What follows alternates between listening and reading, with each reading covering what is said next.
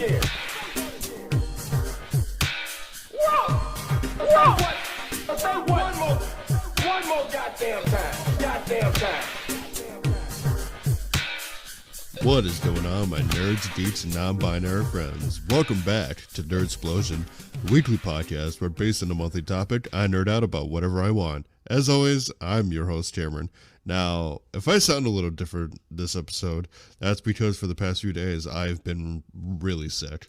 I've been, runny nose, coughing, just body aches, the works. But thankfully, it's not COVID, so that's a plus. But that's just why my voice sounds different this episode. Speaking of this episode, today's episode, I wanted to talk about something that I previously kind of talked about back in January with One Piece. Today's episode, we are going to be talking about Pokémon Controversies. Now, I'm actually pretty excited for this episode because, unlike the One Piece controversies that I did, Pokemon has a lot more to dive into here.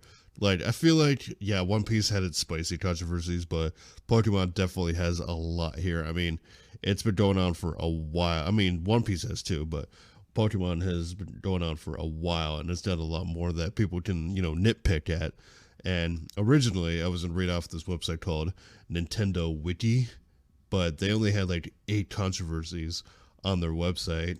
But I did find this website called Bulbapedia that not only has way more controversies, but actually goes in depth with a lot of these controversies. And I thought I'd just read some off and, give my opinions on them. Plus, there may be some in here that, they don't get mentioned that I know of and I might talk about. So before we get into that, I gotta remind you guys, new episodes of this podcast come out every Saturday. So make sure you're doing whatever it is you can with podcasts to, stay up to date.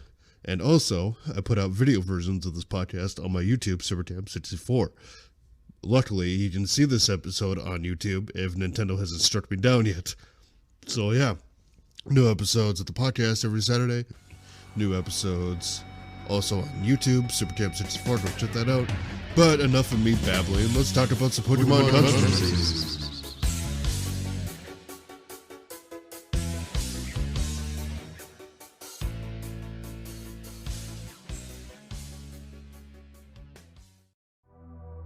This podcast is brought to you by Anchor FM.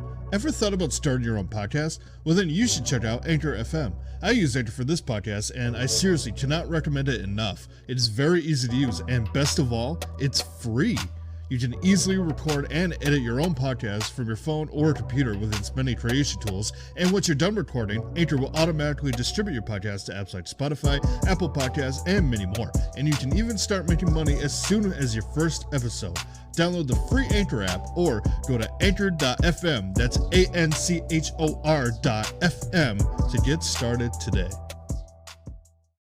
All right, get ready. Strap yourselves in because we got a lot to talk about. Now, I'm not going to read off this page word for word because, frankly, that would count as plagiarism, and I'm not about that. I'm still starred from junior high, but that's a story I'll tell in another episode.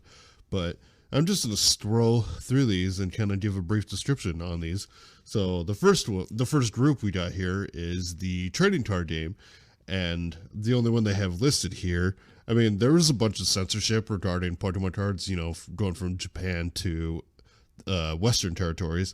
There was a card, I forget what the exact card was. I think it was the card for Grimer, but the card for Grimer had to be changed in the Western audience because in the Japanese version, it looked like Grimer was looking up a woman's skirt, and obviously they changed that in the Western audience because they're like, hey, kids are going to get a hold of this. We don't want to deal with that backlash. But the one they focused on here is a card called Koda's Ninja Trick. Now, I forget what this card does. Let me click on the image real quick to see if I can read the description. So the card says, attach Koda's Ninja Trick to your active Pokemon with Koda in its name. If this Pokemon goes to your bench, discard this card. When your opponent attacks, you may switch this Pokemon with one of your benched Pokemon, quote, before damage or other effects of attacks. Now, the controversy with this card is that the original Japanese card had a manji symbol, which I think I talked about in my One Piece Controversies episode. It's a Japanese manji symbol that, for Western audiences, they know as the Nazi swastika. So obviously, when they came over to the West, they had to change that. But the card game wasn't the only place that there was Nazi imagery. In the anime, there was some Nazi imagery too. To quote this line, in the episode All Things Bright and Beautifly, a Team Rocket fantasy involved Jesse, James Meowth, and many Team Rocket grunts raising their hands in a manner somewhat similar to the Hitler salute. It was edited out of the English dub of the anime, with the grunts no longer raising their hands. Despite this, Meowth's arm remains unedited in the dub. So, confirmed, Meowth is a Nazi. This is one that I was hoping they would include. Flashing lights. An episode of the Pokémon anime broadcast in December 1997 on Japanese television induced photosensitive epileptic seizures in a substantial number of Japanese viewers, many of which required medical assistance. As a result, the episode was not broadcast overseas and never shown in Japan again, and the incident caused the anime to go into a temporary hiatus. Every Pokemon episode that aired until this episode, including the opening, was edited by lighting certain scenes, removing or changing fast flashing scenes, and more. The original version of the episodes have never been shown again, except mistakenly on Hulu Japan. For this, Pokemon currently holds the Guinness Book World Record for the most photosensitive epileptic seizures caused by a TV show. I believe the episode in question was called Electric Soldier Porygon, and yeah, what happened is that there was a scene with an explosion, and it flashed red and white real quick, and obviously that could cause a lot of people with epilepsy to have seizures, even people without epilepsy if they're sensitive to flashing lights.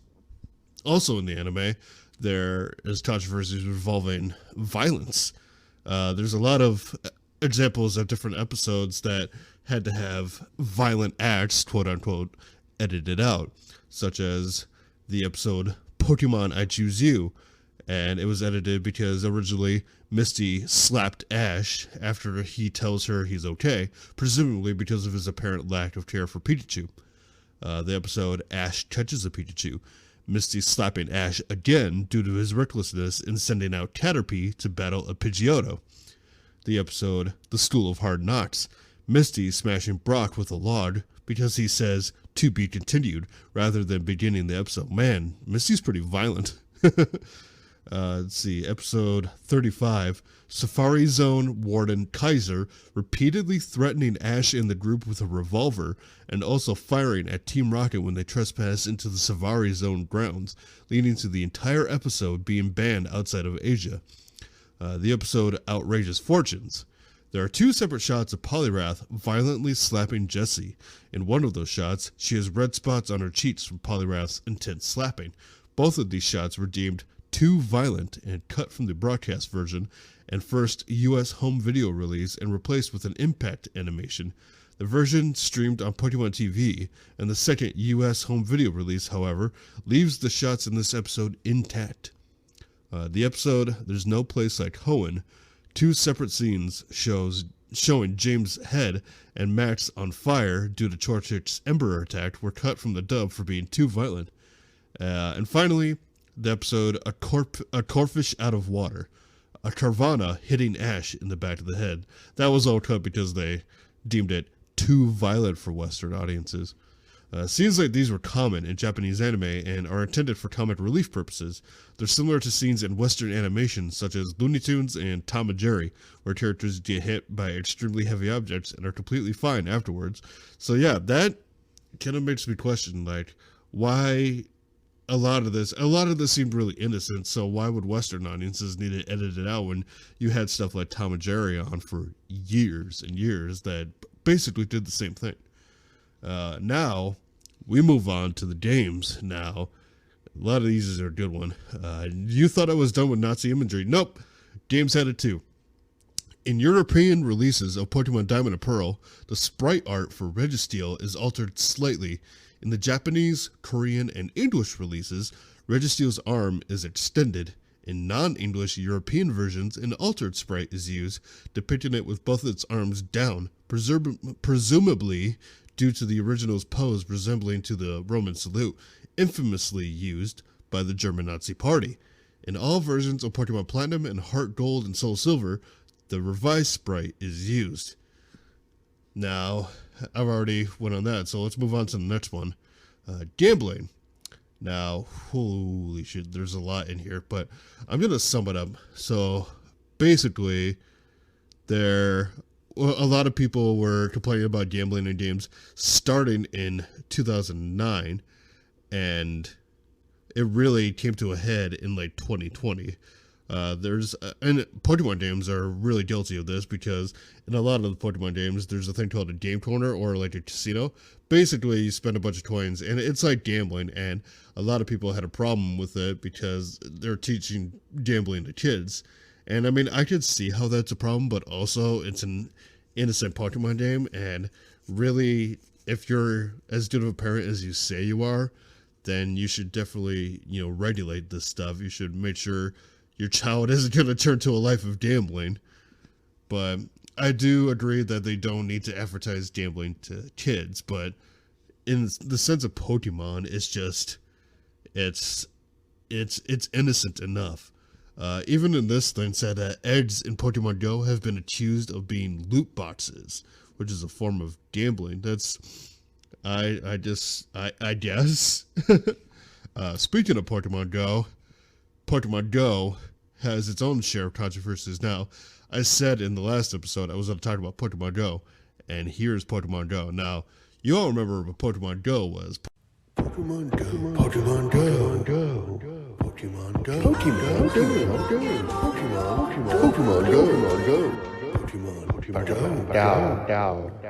Pokemon Go. Pokemon Go was the mobile app that came out basically right before the pandemic and was really popular during the pandemic. Actually, when did it come out? Was it like, 2017, 2018, I want to say? But basically, it was a way for Pokemon fans to get out of the house and walk around outside and meet people. And it came with a lot of controversies, including spawning a Pokemon at places like, Holocaust sites and 9/11 memorials, train rails, and even, while driving a car. Several people worldwide have been killed or seriously injured in accidents related to playing the game, even though the blast a big loading screen in front of us is like, hey, be aware of your surroundings. But people still bump into stuff and then want to blame Pokemon for it. There's actually a story. In Russia, a 21-year-old video blogger received a suspended sentence for 3.5 years in prison for charges of blasphemy after playing the game in church. Like the Pokemon Mania in the late 1990s and early 2000s, Pokemon Go caused strong reactions in the Islamic world, declaring fatwas against the game, as it could lead to harem activities such as gambling. The game was banned in Iran over security reasons. In New York, registered sex offenders on parole were banned from playing Pokemon Go.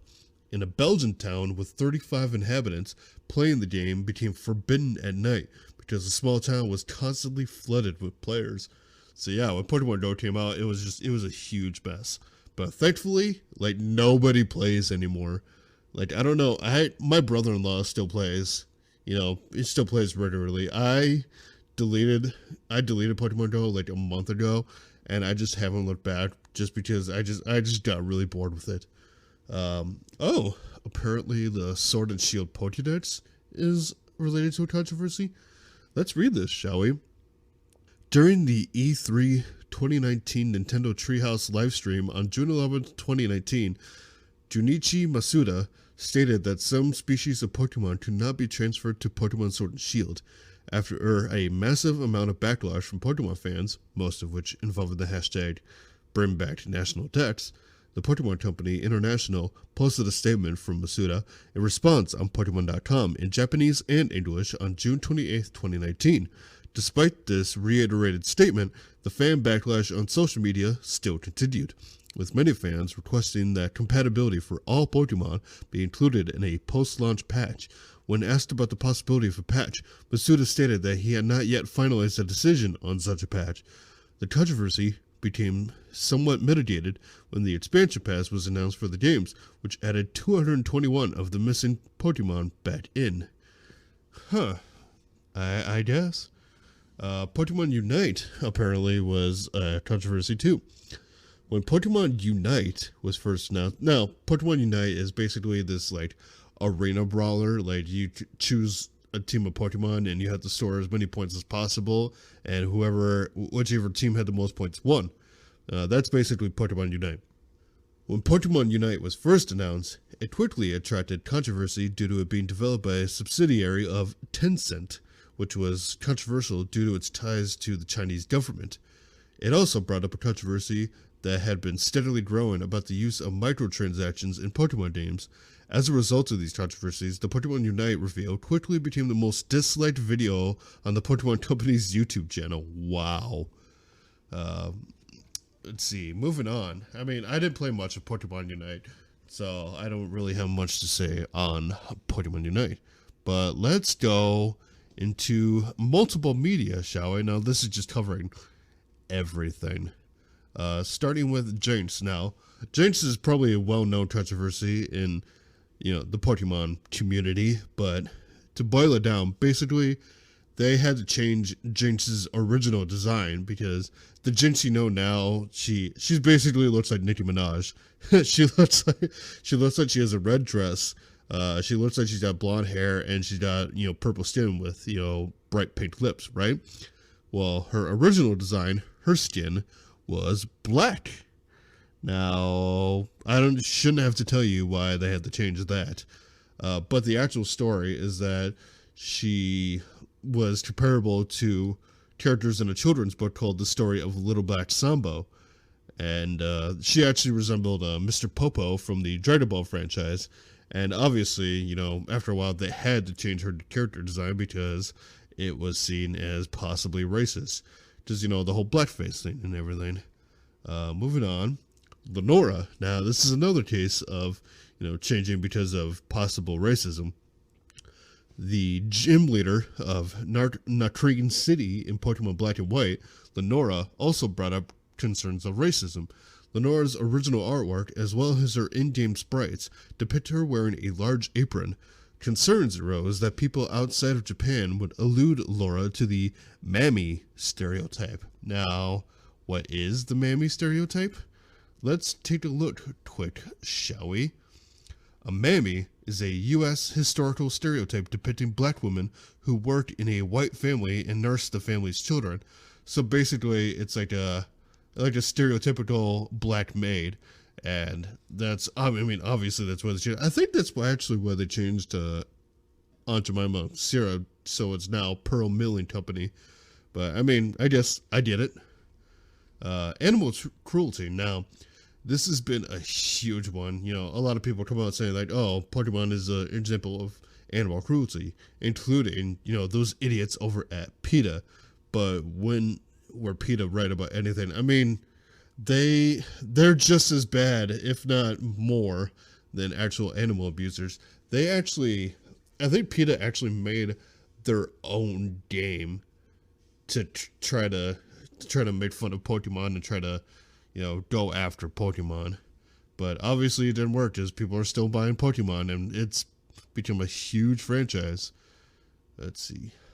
Religion, I'm not going to get too into because obviously there are a lot of people that, a lot of religions that are like, oh, well, Pokemon is making fun of this, and that's not the intent at all. A lot of people are saying like Pokemon are like demons, the gym badges are like talismans, Pokemon evolution. A lot of people disagree with evolution in general, and they're like, oh, if Pokemon get involved, then that's a sin. It's a lot of people bitching about just nothing. Let's see. In response to these claims, the Vatican City-based SAT 2000 broadcast public approval of Pokemon in April 2000, stating that the games did not have, quote, any harmful moral side effects and was based on ties of intense friendship. So yeah, straight from the Pope himself. The Pope says Pokemon is cool.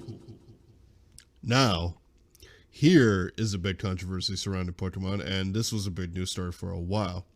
So I'm going to read this whole thing, and then I'll give my opinion at the end. On November 2nd, 2000, Israeli magician Uri Geller, known for his attribution of spoon-bending tricks to alleged psychic abilities, tried to sue Nintendo for £60 million, claiming that Kadabra, known as Yundere in Japan, was an unauthorized parody of himself.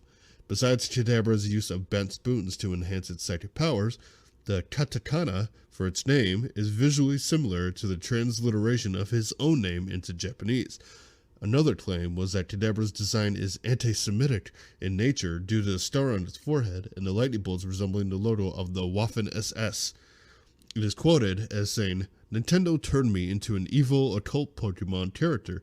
Nintendo stole my identity by using my name and my signature image." The symbols themselves are taken from those used on Zener cards, which have been used to conduct research into supposed psychic abilities since the 1930s. As a result, there has not been a Kadabra card in the trading card game since Skyridge in 2003, I should say. And Kadabra has not appeared in the Pokemon anime since Fear Factor Phony, perhaps as a precaution against Geller's history of lawsuits. This is further hinted at by Masamitsu Hidaka's interview with PokeBeach in July 2008, where he claims that usage of Kadabra on a card is not allowed until an agreement was reached and that the case would not be settled anytime soon. Abra and Alakazam cards have continued to be printed, despite the fact that this makes it impossible to play Alakazam cards in matches that prevent the use of older cards without a card that specifically allows evolved Pokemon to be played, or the use of the card Rare Candy, which allows the player's basic Pokemon in play to evolve into the Stage 2 form without the use of a Stage 1 Pokemon. However, the only Abra card released after Skyridge, in Mysterious Treasures, has an attack that allows it to evolve directly into Alakazam, skipping the Kadabra stage. Any Alakazam cards printed since were basic Pokemon that didn't need to evolve from anything. In November 2020, Uri Geller rescinded the ban on Kadabra's depiction in the TCG, citing fan outcry. So basically, he spent all this time claiming that Kadabra was mocking him, was a parody of him, and then finally, because this started in 2000, and then 20 years later, he finally was like, yeah, you know what, I'm done. It's fine, you use Kadabra now. Like, he held that grudge for so long. Like, just, my God, dude, get a hobby. I swear to God. Bend some more spoons. This one I knew about. In 1999, as a promotion for Mewtwo Strikes Back, Burger King released a series of promotional toys and handheld Pokeballs with their kids' meals after a child suffocated because she had covered her mouth and nose with half of the Pokeball. Her parents set up a website called Pokemon Kills. In response to this, Burger King recalled the Pokeballs and exchanged them for food for a limited amount of time. Now, I think I had some of these Pokeballs. I'm not sure if they were the ones that had like the little plushes in them, or had the little Pokemon figures, or had the gold cards. Anybody remember the gold cards? I had at least like 3 or 4 of them, I believe. And yeah, I remember those, and I think I vaguely remember, hearing about the Pokeballs being recalled. Yeah, I mean, I guess, if a child's going to choke on them, you need to recall them. But also that should be on the parents to, just watch their kid to make sure that they don't choke on a toy. I mean, I think, don't all those bags come with a warning on them? It's like, hey, your child may choke on this, so look out. But still, they don't want to pay attention to that. The parents don't want to read that. And then they want to, get mad at somebody else, be like, hey, you didn't warn me about this. Or like, yeah, we put it on the bag. You had plenty of warning. It was your neglect that your child choked on it. I don't get it. Kids, your parents, pay more attention to your kids. I swear to God. I think that's the last controversy I want to talk about. Oh, there is one. I do want to, one more controversy I want to talk about that's not listed on here. And it's one that I didn't really even know was a controversy until I read about, or until I saw it in a video, somebody talked about it. The fact that a lot of people assume that Satoshi Tajiri, who's the guy who created Pokemon, they assume he was autistic. Like, they claimed he was autistic because of, they're like, oh, he had hobby of collecting bars when he was a kid, so that's what caused him to create Pokemon, because autistic people tend to have hobbies like collecting, and that's just really assuming a lot about people with autism, and that's one thing that really frustrates me, because I myself have autism, I have ADHD, and it frustrates me when people just assume things about you because you have ADHD. They're like, oh, you have ADHD, obviously you can't do this. Like, no, I can. It's just not as easy for me as some other people, so shut your face hole. But yeah, there were so many articles out that Satoshi Tajiri had autism, but there is no definitive proof that he has autism. Like, there's no official thing, not even from him, that says he has autism. So it's everybody just assuming he had autism. But yeah, there's no definitive proof that he has autism. So yeah, I guess that's still, a lot of people still believe that to this day. And I guess we'll never know the answer, because it doesn't seem like he wants to give anybody the satisfaction. But with that, that's going to be the last controversy I talked about, and that's going to be the end of this episode. If you guys know any controversies that I didn't talk about, let me know on social medias. Link is in the link tree in the description. Also in the description, there's a link to support this podcast. You know, you totally don't have to. I'm not going to force you, seriously. But if you want to support this podcast, you know, it helps me do this better. I can afford better equipment, and, you know, maybe throw my cats a treat or two. You know, if they deserve it. No, they deserve it. They're cute as a button, even though they can be furry little assholes sometimes. But yeah, that's going to be it for this episode. I have no idea what I'm going to do next episode, but, you know, it's going to be Pokemon related. But if you enjoyed this episode, you know, let me know on social medias. If you did enjoy this episode, you know, I hope you enjoyed this episode. I hope you have a lovely day, night, morning, whenever you're listening to this. I hope you drink plenty of water, stay hydrated, and as always, my Poke Nerds, I will see you in the next one. Nerd out.